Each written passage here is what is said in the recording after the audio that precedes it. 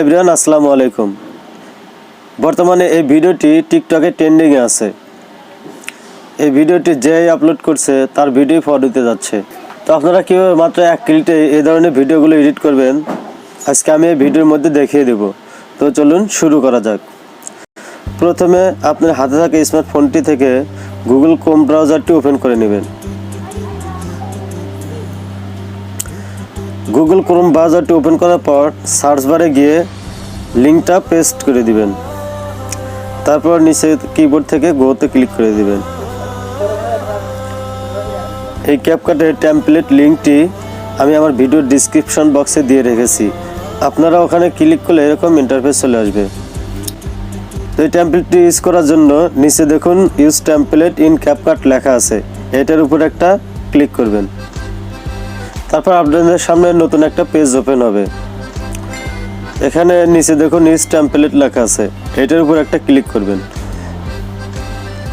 তারপর এখান থেকে ফটোসে একটা ক্লিক করবেন। এখন আপনি ভিডিও ব্যাকগ্রাউন্ডে যে ছবিটি দিতে চান সেই ছবিটি আগে সিলেক্ট করবেন। তারপর অন্য একটি ছবি সিলেক্ট করবেন। আমি আমার পছন্দ মতো 2টি ছবি সিলেক্ট করে নিলাম, আপনারা আপনাদের পছন্দ মতো ছবি সিলেক্ট করে নেবেন। এরপর নিচে দেখুন এডিট অপশন লেখা আছে, এটার উপর একটা টাচ করবেন।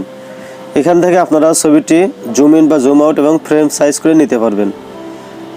তারপর কনফার্ম বাটনে একটা ক্লিক করবেন। এরপরে কর্নারে দেখুন নেক্সট লেখা আছে, এই নেক্সট একটা ক্লিক করবেন। এখন দেখেন এখানে টেক্সট আছে, এই টেক্সটটা এডিট করার জন্য নিচে দেখুন এডিট টেক্সট লেখা আছে, এই এডিট টেক্সটে একটা টাচ করবেন। তারপর এখানে দেখেন প্রথমে এই লেখাটার উপর একটা টাচ করবেন। তারপর এখান থেকে আবার এডিটে টাচ করবেন।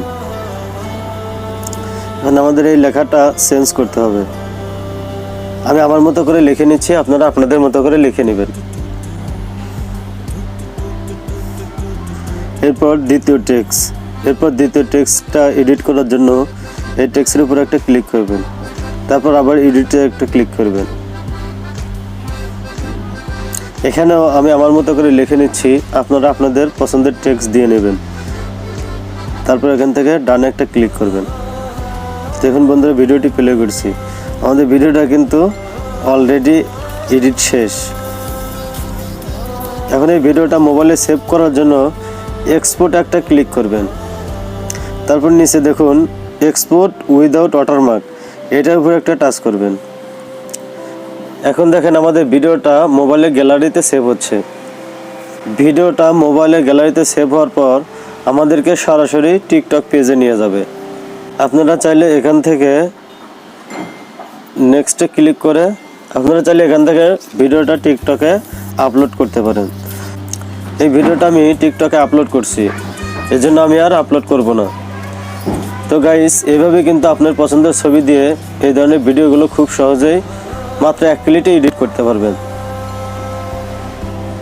সো গাইস, আজকে ভিডিওটা এই পর্যন্ত শেষ। যদি ভিডিওটা ভালো লাগে তাহলে অবশ্যই একটা লাইক করবেন এবং চ্যানেলটা সাবস্ক্রাইব করে রাখবেন পরবর্তীতে নতুন কোনো ভিডিও দেখার জন্য।